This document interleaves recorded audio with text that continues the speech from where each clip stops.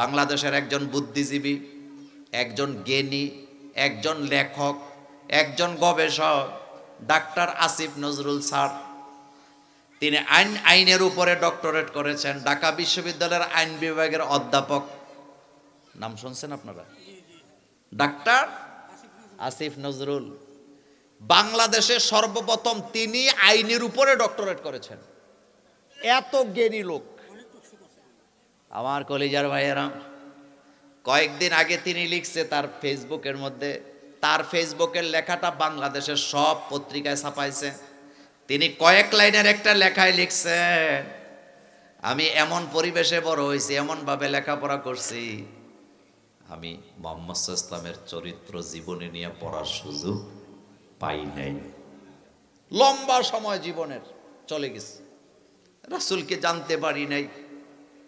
বর্তমানে আমি রাসূলুল্লাহ সাল্লাল্লাহু আলাইহি ওয়াসাল্লামের চরিত্র নিয়ে পড়লাম।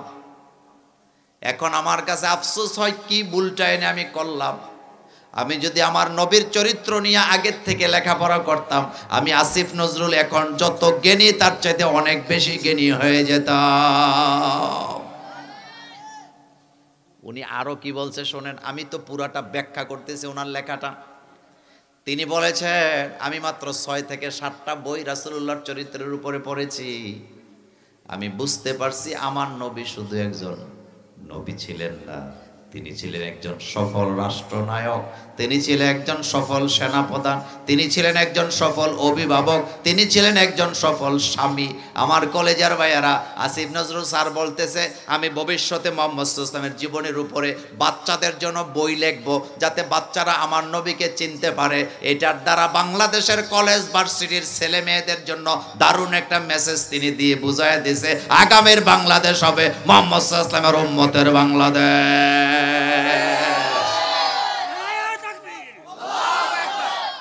আমার নবীর চরিত্র যারা জানে না তাদের জীবন পোড়া কপাল।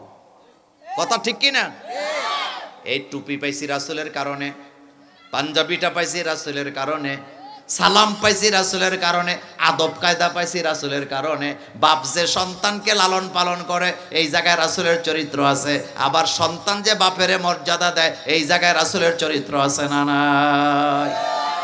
এখন দেখেন, আবু জহিল আবু লাহাবরা কি বললেন, যে মুহাম্মদ সাল্লাল্লাহু আলাইহি ওয়াসাল্লামের ছেলেরা যেহেতু মরে গেছে, তো ছেলে ছাড়া তো আর বাপের বংশ রক্ষা হয় না, তো রাসূল শেষ, মুহাম্মদ শেষ, মানে সব কি শেষ।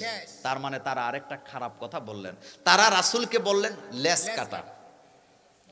লেস কাটা বলা হয় তাদেরকে যাদের ছেলে থাকে না। এটা জাহিলিয়াতের যুগের প্রবাদ বাক্য। আমাদের বাংলাদেশে ওই রকমের একটা প্রবাদ আছে, আছে না? কয় তার বংশ রক্ষা হবে না, ছেলে নাই। এবার আপনাদের কাছে আমি বাস্তব প্রমাণ তুলে ধরি, রাসূলের ছেলেরা চলে গেছে রাসূলের আগে, কিন্তু রাসূলের রুহানি সন্তানেরা পৃথিবীতে সংখ্যায় কম না বেশি? আমি শুধু আপনাকে বাংলাদেশের একটা হিসাব দেই। বাংলাদেশে জুমা এবং পাঞ্জেগানা মিলাইয়া প্রায় 7.5 লক্ষ মসজিদ আছে। জুমার মসজিদ আছে 5.5 লাখ। কয় লাখ? 5.5 লাখ। আর পাঞ্জেগানা আছে আরো 2.5 থেকে 3 লাখ। এখন আপনি বলেন, যদি 8 লক্ষ মসজিদ থেকে থাকে বাংলাদেশে, 8 লক্ষ মসজিদের মধ্যে আজান হয় প্রতিদিন কয়বার করে? তাহলে 8 লক্ষের যদি 5 দিয়ে গুণ দেন, তাহলে 40 লক্ষ বার আজানে আছে না? কথা কন না কেন? 40 লক্ষ বার কি হয়? আজান হয়। এখন বলেন, আজানের মধ্যে আমার নবীর নাম আছে না নাই? আশহাদু আন্না মুহাম্মাদার রাসূলুল্লাহ। এখন আপনি দেখেন, 40 লক্ষ বার আজান হয়। শুধু বাংলাদেশের কথা বলছি আমার কলিজার ভাইয়েরা, শুধু বাংলাদেশে শুধু আজানের ভিতরে 40 দুগুণে 80 লক্ষ বার আমার নবীর নাম আছে না নাই? এবার সারা পৃথিবী যদি যোগ করেন কয় কোটি হবে? আবার যদি দুরুদগুলা যোগ করেন, আমরা যারা নামাজ পড়ি, প্রত্যেক নামাজের শেষ বৈঠকে রাসূলের জন্য দুরুদ আছে না নাই? আবার এমনি এমনি দুরুদ আছে না নাই? আবার বিভিন্ন জায়গায় দুরুদের মাহফিল আছে না নাই? এটা যদি আপনি চিন্তা করেন ঠান্ডা মাথায়, তাইলে দেখবেন আমার নবীর জিকির এতভাবে হয়। আল্লাহ বলছে অরফানা লাকা যিকরাক, 24 ঘন্টা আমার নবীর জিকির আছে। কিন্তু যারা রাসূলকে লেজ কাটা বলেছেন, তাদের নাম নেওয়া তো দূরের কথা, তাদের বাড়িগুলা পায়খানা বানায়া জনমের মতো শেষ করে দেওয়া হয়েছে। এই পৃথিবীতে আবু জহিল, আবু লাহাব, উতবা, সায়বা, মুগিরাদের ছেলে মেয়ে যদি আত্মীয় স্বজন যদি থেকেও থাকে, লজ্জায় পরিচয় দিবে না। কথা ঠিক বলি নাই? কিন্তু আমরা যারা নবীর উম্মত, আমাদের মধ্যে এই ব্যাপারে একটা গর্ব আছে না নাই? আমরা শেষ নবীর উম্মত। কত নবীরা দোয়া করেছেন রাসূলুল্লাহ সাল্লাল্লাহু আলাইহি ওয়াসাল্লামের উম্মত হওয়ার জন্য। তাহলে এদিক থেকে আমাদের কপালটা ছোট না বড়? এই কথাটা বোঝাবার জন্য আল্লাহ রাসূলকে আল্লাহ ছোট্ট একটা সূরা নাযিল করে জানায় দিলেন, ইন্না আ'তাইনা কাল কাউসার ফাসাল্লি লিরাব্বিকা ওয়ানহার ইন্না শানিআকা হুয়াল আবতার। এখন মজার কথা শোনেন, সূরার নাম সূরাতুল কাউসার। কাউসার শব্দের অর্থ হলো কি? আপনারা যখন বিয়ার অনুষ্ঠানে যান, বেড়াইতে যান, আমাদের দেশে প্রথম কি দেয়? কথা বলেন, কি দেন? আমি এটা খাই না। গেলাম ভাত খাইতে, বিয়ের দাওয়াত টাওয়াত খামো, যাওয়ার পরে এই রকমের গ্লাস দিয়ে শরবত দেয়। তো যারা 1.5 চামচ ভাত খায়, তারা যদি 1 গ্লাস শরবত খায়, ফেডিয়া জায়গা আসেনি? আহারে, এটা দেয় মানে এটা হলো আপনাকে আপ্যায়ন করতেছে, এটা ভালো খাবেন। কিন্তু আমি খাই না এই কারণে, যেহেতু আমার পেট একটু ছোট, 1 গ্লাস পানি খাইলে আমি আর ভাতই খাইতে পারি না, জাগা কো। এখন দেখেন আপনাদের জন্য আল্লাহ কি সুখবর দিচ্ছে রাসূলকে। তার মানে এই সূরাতের প্রথমে আল্লাহ বোঝাচ্ছেন, হাবিব আপনি মন খারাপ করবেন না, আপনার উম্মত গুলোই তো আপনার সন্তান, এরা প্রতিদিন আপনার নামে জিকির করবে। আপনার উম্মত গুলা যখন আপনার নামে জিকির, আপনার নামে দুরূদ পড়বে, আমার ফেরেশতারা ওই দুরূদ বিরাট বড় যানবাহনে করে আপনি নবীর রওজা মোবারকে পৌঁছা দিবে।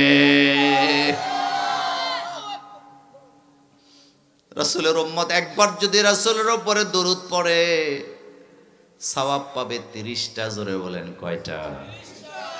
একবারে 30, একবারে 30, একবারে 30। কোন আমলে এত সওয়াব দেওয়া হয় না। আপনি দান করবেন, পাবেন 10 গুণ, কিন্তু রাসূলের উপরে দুরূদ পড়লে পাবেন কয় গুণ? 30 গুণ, 30 গুণ, 30 গুণ। কি নবী আমার! সেই নবীকে আল্লাহ বলছেন, ইন্না আ'তাইনা কাল কাউসার। তাফসীরের কিতাবে আসছে, রাসূল যখন মেরাজে গেছে কাউসার দেখে আসছে। কাউসার এমন একটা শরবতের নাম, এই কাউসারের 1 পেয়ালা, আপনারা পানি খান মগ দিয়া, আপনারা পানি খান কাঁচের গ্লাস দিয়া, পড়লে ভেঙে যায়। সবচেয়ে দামি হলো পেয়ালা। আগের দিনের রাজা বাদশারা, সুলতানেরা পেয়ালা দিয়া পানি খাইতো, শরবত খাইতো। আল্লাহ কিন্তু এখানে গ্লাসের কথা, মগের কথা বলে নাই। আল্লাহ তার হাবিবকে জানাইছে, আপনার প্রত্যেকটা উম্মতের জন্য আলাদা আলাদা আমি পেয়ালা বানায় রাখছি। 1 পেয়ালা শরবত যারা খাবে, আর কোনোদিন পানির পিপাসা লাগবে না। নবীজি মেরাজ থেকে আইসা দোয়া করে, আল্লাহ এই কাউসারটা দেখে আসলাম, এত মজার পানি, বারবার খালি এইটাই কয়। আল্লাহ কিন্তু বুঝে গেছে। আল্লাহ বলতেছে, হাবিব মন খারাপ করবেন না, এই হাউজে কাউসার আমি আপনার উম্মতের জন্য ওয়াকফ করে দিলাম। নবী যে এটা উম্মতের জন্য চায়, এটা বোধহয় আল্লাহ বুঝে না। তো আল্লাহ বলতেছে, হাবিব আপনি যে ঘুরায় ঘুরায় বলেন, আমি কিন্তু বুঝি আপনি কি চান। নেন, আমি ওয়াদা দিলাম, কাউসার আমি আপনাকে দিয়ে দিলাম। হাদিসে আসছে, আকাশের তারকার সংখ্যা যেমন অগণিত, কাউসারের পেয়ালার সংখ্যা অগণিত।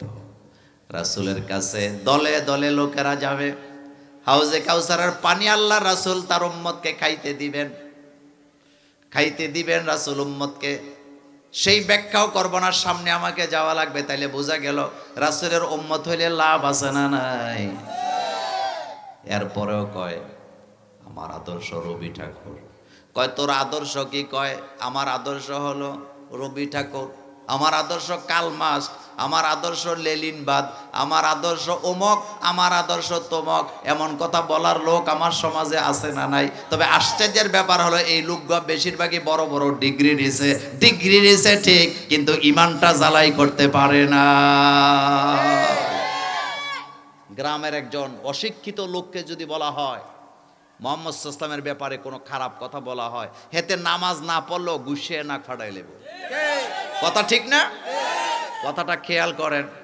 গ্রামের একটা লোক নামাজ পড়ে না, রিক্সা চালায় খায়, মাটি কেটে খায়, অথবা দিন মজুর দিন আনতে দিন খায়, তার সামনেও যদি রাসূলের বিরুদ্ধে কথা বলা হয় সে কিন্তু গুসা দিয়া নাক ফাটাই লাইব।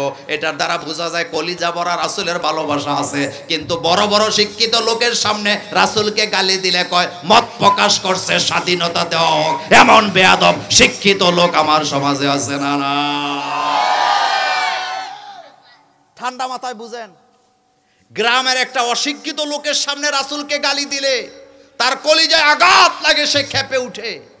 আর কোটি কোটি ডিগ্রি লইছে, বড় বড় শিক্ষিত নিজেকে দাবি করে, তার সামনে যখন রাসূলকে গালি দেয় কয় মত প্রকাশের স্বাধীনতা। তোর থোতাসে চালাওয়ার দরকার, তোর মতের গোষ্ঠী মারি। কথা কি বুঝাইতে পারলাম? এটাকে মত না অসভ্যতা? 100% অসভ্যতা। তসলিমা নাসরিনে কালকার আগের দিন দেখলাম ভিডিও একটা বানাইছে, এটি দেখি, কারণ জাতিকে সতর্ক করার দরকার আছে না নাই? এটি কয় কবিতা লিখতেছে, দেখেন কত বড় ফাজিল। কবিতা কি বলতেছে? বলতেছে প্রেম মানে দূরে থাকা, প্রেম তো দূরের থেকে হয় না, তো কাছে আসতে হয়, কাছে আসলে হয় না, সুমা দিতে হয়। আচ্ছা, আপনাদের কাছে জানতে চাই এটা কি কবিতা না ফাইজলামি? আরে কবিতা তো লেগে গেছে নামাজের নজরুল। আমি হব সকাল বেলার পাখি, বলেন আমি হব সবার আগে কুসুম্বাকে উঠবো আমি। এটা কিন্তু তিরমিজির একটা হাদিসের অর্থ। কবি নজরুল আমার নবীকে এত ভালোবাসতেন, এত ভালোবাসতেন। কবি নজরুল শুধু আমার নবীর নামে 1200-র উপরে কবিতা লিখেছেন। এক কবি মুহাম্মদ সাল্লাল্লাহু আলাইহি ওয়াসাল্লামকে নিয়ে 1200-র উপরে কবিতা লিখছে। আপনি চিন্তা করতে পারেন? শেখ সাদী রাহিমাহুল্লাহ বিশ্ব কবি, তিনি কাগজ কলম নিয়ে বসছে, মুহাম্মদ সাল্লাল্লাহু আলাইহি ওয়াসাল্লামের চরিত্র নিয়ে লিখবে। এই রকমের কাগজ নিয়ে কলম নিয়ে বসেছেন, রাসূলুল্লাহ সাল্লাল্লাহু আলাইহি ওয়াসাল্লামের নামে কবিতা লিখবেন। শেখ সাদী বিশ্ব কবি, কবিতার একটা লাইন লিখছে। একটা লাইন লেখার পরে এখন মাথার ভিতরে ঢুকছে, কলমটা রেখে দিছে। তার স্ত্রী বলতেছে সামনের দিকে যাও না কেন, কবিতা লেখো না কেন? শেখ সাদী হাসি দিয়ে আরেকটা কবিতা রচনা করে বলতেছে, ও আমার স্ত্রী শোনো, আমি যে মুহাম্মদ সাল্লাল্লাহু আলাইহি ওয়াসাল্লামের জীবনী আর চরিত্র নিয়ে প্রশংসা করার জন্য কাগজ আর কলম নিয়ে বসলাম, এখন আমার মাথায় জ্ঞান আইছে, আহারে আমি আমার মুহাম্মদ সাল্লাল্লাহু আলাইহি ওয়াসাল্লামের নামে কবিতা কি লিখবো, কয়টা লিখবো? যেই মুহাম্মদ সাল্লাল্লাহু আলাইহি ওয়াসাল্লামের প্রশংসা আল্লাহ নিজে করে, সেই নবীর প্রশংসা আমি শেখ সাদী কিয়ামত পর্যন্ত শেষ করতে পারবো না। সুবহানাল্লাহ। চিন্তা করেন তো আমার নবীটা কেমন ছিল, কি নবী ছিলেন আমার নবী। সেই নবীকে আল্লাহ বলছে ইন্না আতাইনা কাল কাউসার, নবীকে আপনাকে কাউসার আমি দিয়ে দিছি, এটার মালিক আপনি, আপনি আপনার উম্মতকে খাওয়াবেন। নবীর সুন্নত মানে না যারা, কাউসারের পানি পাবে না তারা। বেদাত করে যারা, কাউসারের পানি পাবে না তারা। শিরিক করে যারা, কাউসারের পানি পাবে না তারা। এই জন্য রাসূলের সুন্নাহগুলা মানার দরকার আছে না না? কি চমৎকার হাদিস রাসূল বলে গেছে, পৃথিবীর কোনো ব্যক্তি বলতে পারবে না যে তুমি যদি আমাকে অনুসরণ করো আমার সাথেই জান্নাতে থাকবা। এটা কি কেউ বলতে পারবে? কিন্তু বলেছেন মুহাম্মদ সাল্লাল্লাহু আলাইহি ওয়াসাল্লাম, আল্লাহর নবী বলতেছেন মান আহিয়া সুন্নতি, খেয়াল করেন, মান আহিয়া সুন্নতি ফাকাদ আহাব্বানি ওয়া মান আহাব্বানি কানা মাই ফিল জান্নাহ। আল্লাহ রাসূল বললেন আমার সুন্নতকে যারা জিন্দা করবে তারা যেন আমি মুহাম্মদ সাল্লাল্লাহু আলাইহি ওয়াসাল্লামকে ভালোবাসলো, আর যারা আমাকে ভালোবাসলো সে আমার সাথে জান্নাতে থাকবে। রাসূলের সাথে জান্নাতে যেতে চাই, সেই নবীকে আল্লাহ বলছেন ইন্না আতাইনা কাল কাউসার, নবীগণ নিশ্চয় আমি আপনাকে কাউসার দান করেছি। ফাসাল্লিলি রব্বিকা ওয়ানহার, আপনি এখন একটা কাজ করেন, ফাসাল্লিলি রব্বিকা ওয়ানহার, আপনি শুধু নামাজ আদায় করতে থাকেন। তার মানে ফাসাল্লিলি, আপনি নামাজ কায়েম করেন কার জন্য? ওয়ানহার, কোরবানি করবেন কার জন্য? এখানে অনহার মানে গরু কুরবানি না, এখানে অনহার মানে সময়, মাল। কুরবানি দিবেন কার জন্য? আল্লাহর জন্য। জোরে কর না। আল্লাহর জন্য। এই যে আপনারা এখানে বসে আছেন মাহফিলে, এটা সময় কুরবানি হচ্ছে কার জন্য? আল্লাহর জন্য। ইবাদত তিন প্রকার, বলেন ইবাদত কয় প্রকার? তিন প্রকার। ইবাদতে কাউলি, ইবাদতে ফি'লি, ইবাদতে মালি। ইবাদতে কাউল হলো এই যে আমরা মুখ দিয়া বলি সুবহানাল্লাহ, আলহামদুলিল্লাহ, আস্তাগফিরুল্লাহ, লা ইলাহা ইল্লাল্লাহ, এটা হলো ইবাদতে কাউল। আরেকটা হলো ইবাদতে ফি'লি, এই যে আপনারা পরিশ্রম করে হেঁটে হেঁটে আসছেন, এই যে আমরা রুকু দেওয়ার সময় গুচা হই, আবার উঠি, আবার সেজদায় যাই, আবার বৈঠক করি, শরীর দিয়া যেটা করি, এটা হলো ইবাদতে ফি'লি। কয়টা গেল? দুইটা। তিন নাম্বার ইবাদতে মালি, এই যে আয়োজন করছে, কি লাগছে ভাই? তাহলে ইবাদত কয় প্রকার? তিন প্রকার। বলেন ইবাদতে ফি'লি, ইবাদতে কাউলি, ইবাদতে কাউলি মানে মুখ দিয়ে যেটা আমরা করি, ইবাদতে ফি'লি মানে হেঁটে হেঁটে শারীরিক শক্তি দিয়ে যেটা, যেমন আপনি হজ করতে যান, তাওয়াফ করার সময় শক্তি লাগে কি লাগে না? মিনায় পাথর মারতে শক্তি লাগে কি লাগে না? আরাফাতে যাইতে শক্তি লাগে কি লাগে না? আমার বাংলাদেশের হাজিরা হজ করতে যায়, যখন সব লুজ হয়ে যায়। আমার মনে আছে বাংলাদেশ বিমানে যাইতেছি হজে, তো আমি যেই বিমানের ফ্লাইটে উঠছি ওই বিমানে কুমিল্লার আর ব্রাহ্মণবাড়িয়ার লোক বেশি। বাংলাদেশ বিমানে আছি, বিমান যাচ্ছে 6 ঘন্টা লাগে ঢাকা থেকে সৌদি আরব যাইতে। এক মুরব্বী কসবার দিকে বাড়ি, বিরক্তি হয়ে গেছে বিমানে বৈশা থাকতে থাকতে, এখন বিমানবালারে ধমকি দিয়া কইতাছে এই অমুকে যেয়ে দিগায়। তো বিমানবালারা তো রাগ করে না, উনি ডাইরেক্ট কইছে এই হইনি যেয়ে দিগায়। তো আইসে কয় চাচা কি সমস্যা আপনার? কয় বিমান কত দূর হয়েছে হেডা ক। আরেকজনে কয় দেবিদ্যার ফার হইছে,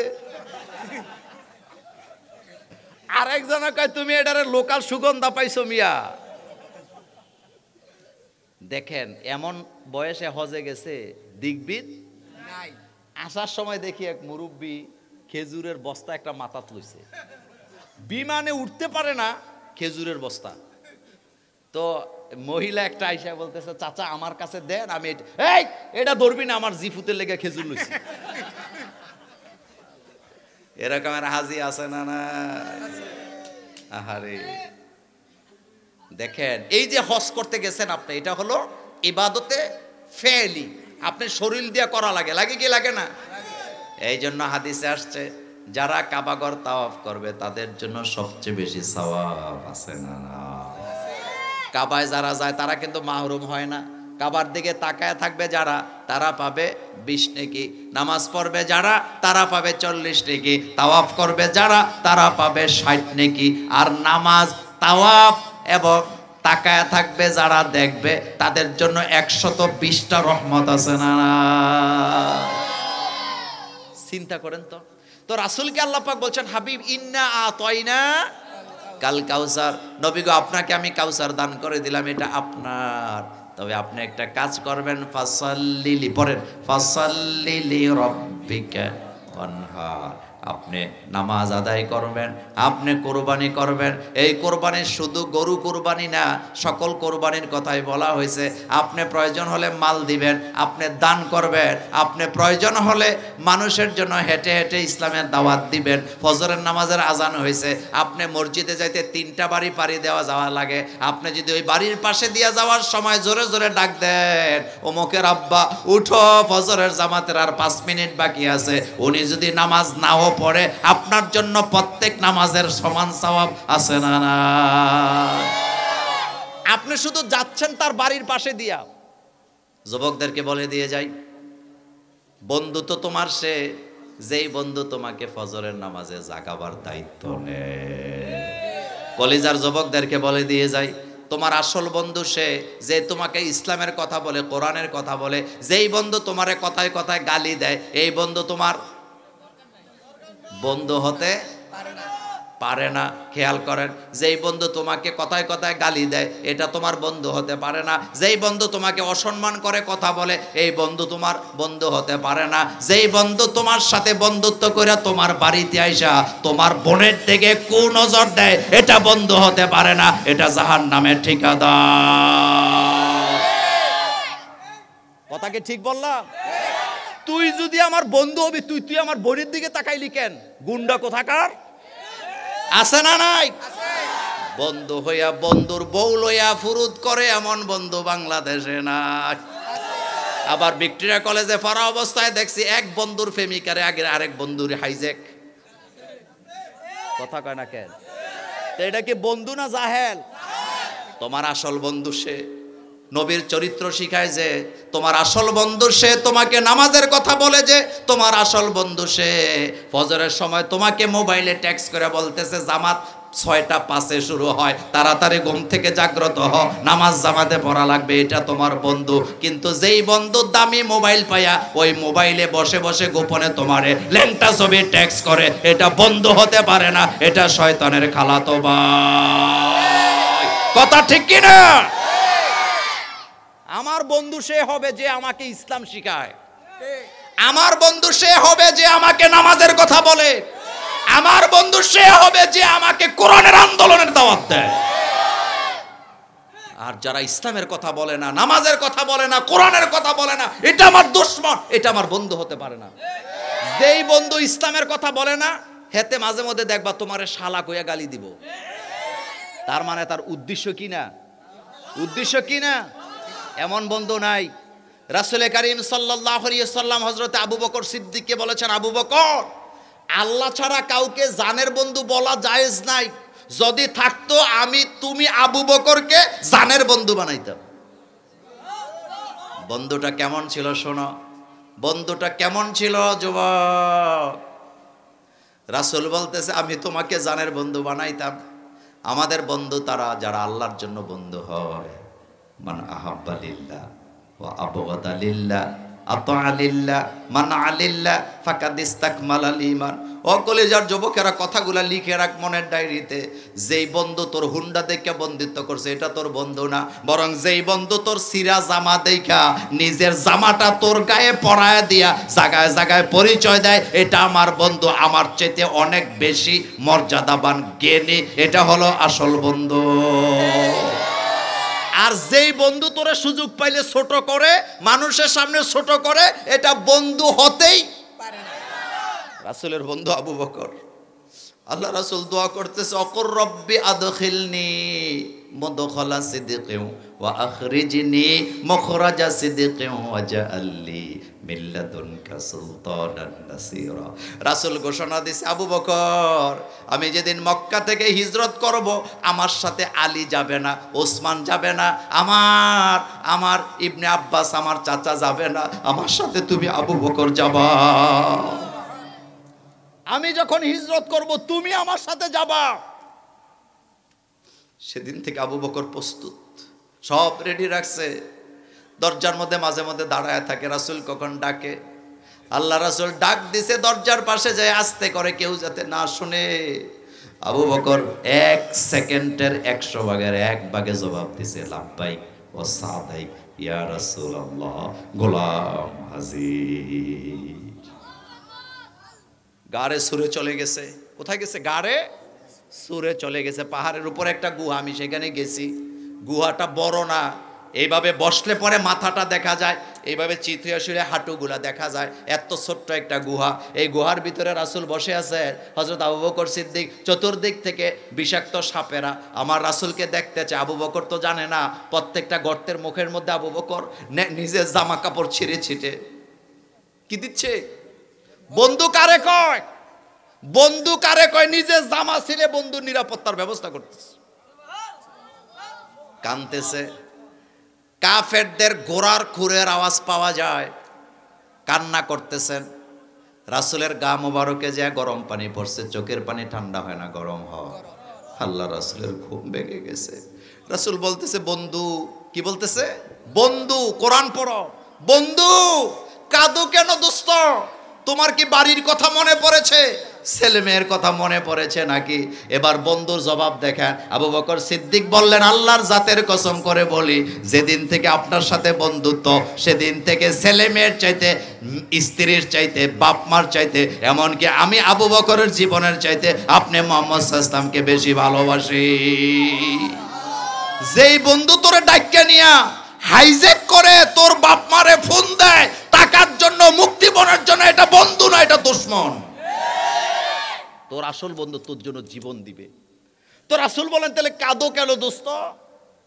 বলতেছে, আমি কাঁদতেছি এই জন্য, গুহাটা তো ছোট, বসলে পরে মাথা দেখা যায়, শুইলে পরে হাঁটু দেখা যায়, কাফেররা তো আমাদেরকে ধরে ফেলবে।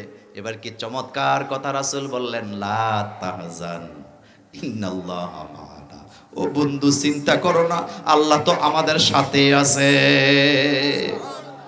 মুসা আলাইহিস সালামকে যখন তার উম্মতেরা বলেছিলেন লা মুদরিকুন, আমরা তো ধরা পড়ছি, তিনি তখন বলেছিলেন লা তাখাফ, ভয় পাইও না, আল্লাহ আমাদের সাথে আছে। আর এখানে আবু বকর সিদ্দিক যখন বললেন আমরা তো ধরা পড়ে যাব, রাসূল বললেন লা তাহজান, চিন্তা করো না, আল্লাহ আমাদের সাথে আছে। দুইটার মধ্যে পার্থক্য আছে না নাই? একটা হলো ভয় পাইও না, কিন্তু এখানে বলা হচ্ছে লা তাহজান, চিন্তাই করো না, ভয় পাইও না। আর এখানে বলা হচ্ছে চিন্তাই করো না, আল্লাহ তো আমাদের সাথে আছে। দুই কথার মধ্যে হাজার মাইল পার্থক্য আছে না না? বন্ধু কারে কয়? বন্ধু কারে কয়? বন্ধুত্ব জানতে চাও? বন্ধুত্ব যদি জানতে চাও, তাহলে তুমি রাসূলুল্লাহ সাল্লাল্লাহু আলাইহি ওয়াসাল্লামের সাহাবাদের বিপ্লবী জীবন পড়ে দেখো। আল্লাহ রাসূলের সাহাবা যারা মক্কা থেকে হিজরত করে মদিনায় গেছে, তাদেরকে বলা হয় মুহাজির, মুহাজির বলা হয়। আর যারা মদিনাতে আছে তারা হলো আনসার। কথা কি শুনতেছেন? মক্কা থেকে হিজরত করে মদিনায় গেছে রাসূলের ভালোবাসায়, আল্লাহর জন্য, তারা হলো মুহাজির। আর যারা মদিনায় আছে তারা হলো আনসার। যারা মক্কা থেকে মদিনায় গেছে তাদের ঘর নাই, বাড়ি নাই, ছেলে নাই, মেয়ে নাই, সম্পত্তি নাই, দোকান নাই, স্ত্রীও নাই। ওই যুবকেরা কান পাতো, স্ত্রীও নাই। সাহাবা হাজির হয়েছে, আরেকজন সাহাবা আনসার সাহাবা হাজির হয়েছে মুহাজিরের কাছে, যায় বলতেছে, ভাই তুমি তো মক্কা থেকে মদিনায় হিজরত করে আসছো, তোমার তো দোকান নাই, বাড়ি নাই, স্ত্রীও নাই, কিন্তু আমার দুইটা স্ত্রী আছে। এই ধরো বুখারী শরীফ পড়বেন বাড়িতে যাইয়া। এবার দেখাইতেছে, বাইরে আমার কাছে দুইটা স্ত্রী আছে, দুইটা স্ত্রী তোমার সামনে আমি হাজির করে দিব, তুমি দেখো কোনটা তোমার পছন্দ হয়, তুমি যেটাকে পছন্দ করবা আমি সেটাকে তালাক দিব, ইদ্যত পালনের পরে তুমি বিয়া করো, এরপরও বউ ছাড়া তুমি থাইকো না। এটার নাম হলো ভালোবাসা। এটা সহিহ বুখারী পড়বা বাড়িতে যাইয়া, কিতাবুল মাগাজিগুলো পড়বেন। সাহাবা যাইয়া বললেন, ভাই আমার তো দুইটা স্ত্রী। কয়টা? তো তোমার তো একটাই নয়, তুমি মক্কা থেকে মদিনায় আসছো, আমি একটারে তালাক দেবো, যেটা পছন্দ করবা তুমি বিয়ে করে সংসার করো। আরেক সাহাবা যাইয়া বলতেছে, আমার দুইটা দোকান। কয়টা? কয়টা? আমার দুইটা দোকান, দুইটা আমার লাগে না, একটা দিয়ে আমার জীবন চলে। মক্কা থেকে সব ছেড়ে এসছো, ধরো কোন দোকানটা তোমার পছন্দ হয় বলো, আমি তোমাকে সেই দোকানটা দিয়ে দেব। এটার নাম ভালোবাসা, এটার নাম বন্ধুত্ব, এটার নাম ইসলাম। আর এই ভালোবাসা শুধুমাত্র কার জন্য? সুবহানাল্লাহ। তুমি ভালোবাসা শিখতে পারো নাই, তুমি যারা ভালোবাসছো হে আইছে তোমার থেকে আইফোন নেওয়ার লিগে, তোর থেকে বার্থডে গিফট পাওয়ার লেগা। ডাইরেক্টরে কয় না মেসেঞ্জারে, ডাইরেক্টরে কিন্তু কয় না তুমি আমারে গিফট দিও, খালি কয় আমার অমুক দিন হ্যাপি বার্থডে। তো কবে? কয় ফেব্রুয়ারি 14 তারিখ। তো কয় আমার আব্বা আমারে গরু দিবে, আমার মা আমারে ছাগল দিবে, তুমি আমারে ঘোড়া দেওয়ান লাগতো না, তোমার কাছে কিছু চাই না, তার মানে আসলে চায়। কথা ঠিক বলি নাই? বাংলাদেশে হাজার হাজার যুবক আছে, হেতে বিয়ার আগে মাইয়ারে খাওয়াইছে, এরপরে হেতেরে বাস দিয়ে চলে গেছে। এগুলা কি ভালোবাসা না নোংরামি? এগুলা ভালোবাসা না নোংরামি? এই নোংরামি আমরা চাই? ইসলাম আছে যেখানে আমরা আছি। তাহলে কথা বলছিলাম, হাউজে কাউসার আমাদের জন্য নবীজিকে দিয়েছেন কে? তবে কাজ করতে বলেছেন প্রথম নম্বরে ফাসাল্লিলি, আল্লাহর জন্য নামাজ কায়েমের দরকার আছে না নাই? অনহার কোরবানি করবেন কার জন্য? ইন্না শানিয়াকা হুয়াল আবতার।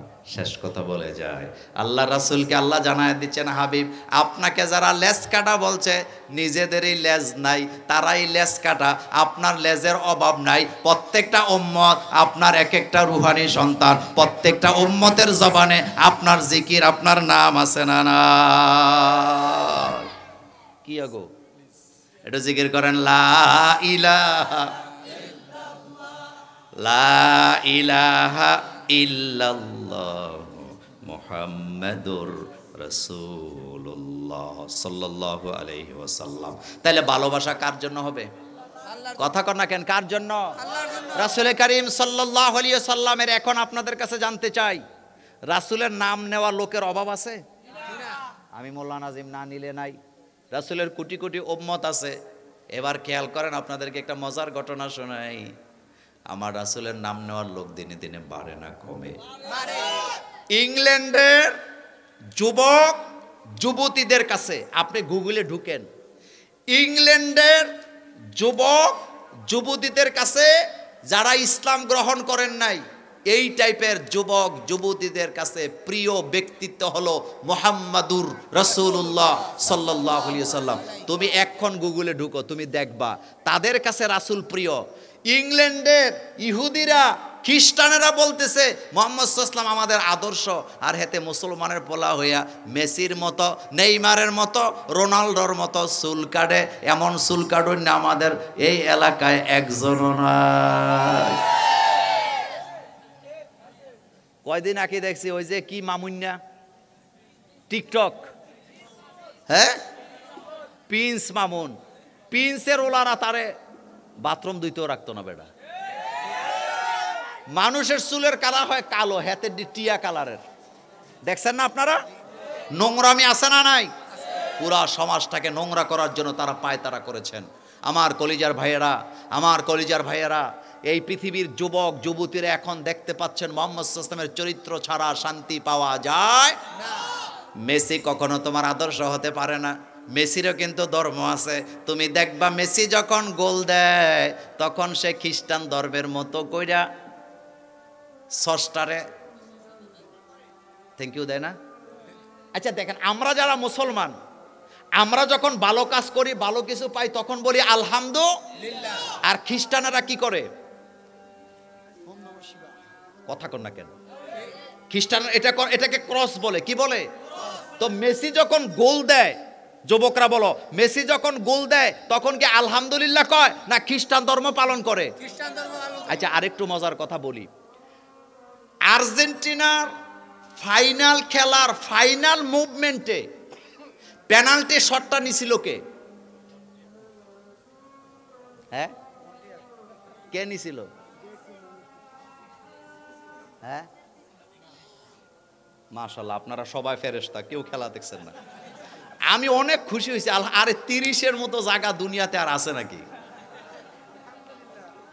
ছোটবেলা এদিক দিয়ে যাওয়ার সময় দোয়া ইউনুস পড়তাম আর কইতাম আল্লাহ। ও আচ্ছা, উত্তর 30টা। আলহামদুলিল্লাহ। আমার কলিজার ভাইয়েরা, আমার কলিজার ভাইয়েরা, যখন ফাইনাল মুভমেন্টে শটটা নিচ্ছিলেন তখন দেখবেন ভিডিওটা বাড়িতে যে এক কাতারে কয়েকজন দাঁড়ায় ছিল। সেখানে যেই কয়জন খেলোয়াড় ছিল শটটা নেওয়ার আগে এইরকম করতেছে, করছে না? নাউজুবিল্লাহ কইন, এটা তাদের ধর্ম, তারা তো খ্রিস্টান ধর্ম মানে। এখন আমি তোমার কাছে প্রশ্ন করি, রোনাল্ডো সেম কাজটা করে, মেসিও সেম কাজটা করে, নেইমারও সেম কাজটা করে, এইভাবে করে ক্রস দেয়। তার মানে তারা তাদের খ্রিস্টান ধর্ম মাঠের মধ্যেও পালন করে। আর আমি মুসলমান হওয়ার পরে তাকে আমি আদর্শ মেনে নেওয়ার অর্থ হলো তার ধর্মকেও সাপোর্ট করা। সুতরাং এটা আমার আদর্শ হতে পারে না। আমার আদর্শ হলো মুহাম্মদুর রাসূলুল্লাহ সাল্লাল্লাহু আলাইহি ওয়াসাল্লাম। তাদের চেয়ে সুন্দর পদ্ধতি আমার কাছে আছে না নাই? যেমন মোমেন যখন কোনো কিছু পায় সে সেজদা দিবে। কি দিবে? কি দিবে? কাকে দিবে? মুহাম্মদ সাল্লাল্লাহু আলাইহি ওয়াসাল্লামের উম্মতের জন্য পুরা জমিনের যে কোনো জায়গায় সেজদা দেওয়া জায়েজ। মুসলমান সেজদা দেয়। মুসলমান যখন ভালো খবর পায় তখন বলে আলহামদুলিল্লাহ। মুসলমান যখন কোনো কাজ শুরু করে তখন বলে বিসমিল্লাহ। মুসলমান যখন বাচ্চারা অথবা কোনো মানুষ যখন ভালো কাজের কথা বলে তখন বলে মাশা আল্লাহ। আর মুসলমান যখন ভবিষ্যতে কাজের ঘোষণা দেয় তখন বলে ইনশা আল্লাহ। এই কথাগুলা মুসলমানের জবানে জবানে আছে না না? এখন একটা মজার কথা বলি। ভারতের এক নায়িকা হিন্দু মাই আসছে বাংলাদেশে সিনেমা করার জন্য। সিনেমা করছেও, নামটা বলবো না। আমি তার একটা সাক্ষাৎকার দেখলাম। ভারতে যখন ফেরত গেছে সাংবাদিকেরা জিজ্ঞেস করছে বাংলাদেশ থেকে কি শিক্ষা আইছো? কয় 3টা জিনিস শিখছি। কয়টা? 3টা। হিন্দু মাইয়া বলতেছে 3টা জিনিস শিখছি। কয় কি শিখছো? কয় একটা শিখছি বিসমিল্লাহ, একটা শিখছি ইনশাল্লাহ, একটা শিখছি মাশাআল্লাহ। একটু চিন্তা করো তো যুবক, তুমি নেইমার মেসির লেগে আদর্শ, তুমি খেলা দেখো, সেটা নিয়ে আমি ফতুয়া দিচ্ছি না, সেটা ভিন্ন বিষয়। কিন্তু তোমার আদর্শ সে হবে কেন? তার মতো তুমি চুল কাটবা কেন? তোমাকে যদি চুল কাটতে হয় মুহাম্মদ সাল্লাল্লাহু আলাইহি ওয়াসাল্লামের মতো কাটতে হবে বেটা। কথা ঠিক বলি নাই? আমাদের কাছে আদর্শ আছে না? আমার নবীর চেয়ে আদর্শবান আর কেউ আছে নাকি বেটা? এবার খেয়াল করেন, মায়ের জিজ্ঞাসা তুমি কি শিখাইছো? কয় 3টা শিখছি। কি শিখছে? বিসমিল্লাহ, ইনশাল্লাহ, মাশাল্লাহ। আমি তখন হাসি দিয়ে বললাম এখন বলতেছে মৃত্যু পর্যন্ত আমি এই কথাগুলো ছাড়বো না। প্রতিদিন আমি 100 বার 200 বার বলি ইনশাল্লাহ, মাশাল্লাহ, বিসমিল্লাহ। আমি হাসি দিয়ে বললাম আহারে ইমান না আইনা 1 কোটি বার বিসমিল্লাহ, 1 কোটি বার মাশাল্লাহ, 1 কোটি বার ইনশাল্লাহ বললে একটা সওয়াব পাওয়া যাবে না। কিন্তু ইমান আনার পরে যদি কেউ বিসমিল্লাহ, ইনশাল্লাহ, মাশাল্লাহ বলে প্রত্যেক অক্ষরে অক্ষরে 10 নেকি আছে না না? তাহলে আগে কি আনতে হবে? আগে কি আনতে হবে? ঈমান আনতে হবে। বিধর্মীরা ইসলামকে যেভাবে আদর্শ মানে, এই ব্যাপারে আমার কাছে একটা গবেষণাই আছে। পৃথিবীর অসংখ্য সুপারস্টার যারা সেলিব্রিটি, অথচ তারা হিন্দু, তারা খ্রিস্টান, তারা ইহুদি, তারা মুহাম্মদ সাল্লাল্লাহু আলাইহি ওয়াসাল্লামকে আদর্শ মানে, এই রকমের উপরে একটা গবেষণাই আমার আছে। ইনশাআল্লাহ ভবিষ্যতে যদি সময় পাই অন্য কোনো জায়গায় অন্য কোনো দিন আবারও দেখা হবে অন্য কোনো বিষয় নিয়ে ইনশাআল্লাহ। সে পর্যন্ত আল্লাহ আপনাদের সকলকে ভালো রাখুক। আমাকে তারা 15 পর্যন্ত সময় দিয়ে আবার কয় হুজুর 20, এখন আবার কি জানি কইতে চায়, হবে না। আমার পরের মাহফিল একটু দূরে, আমি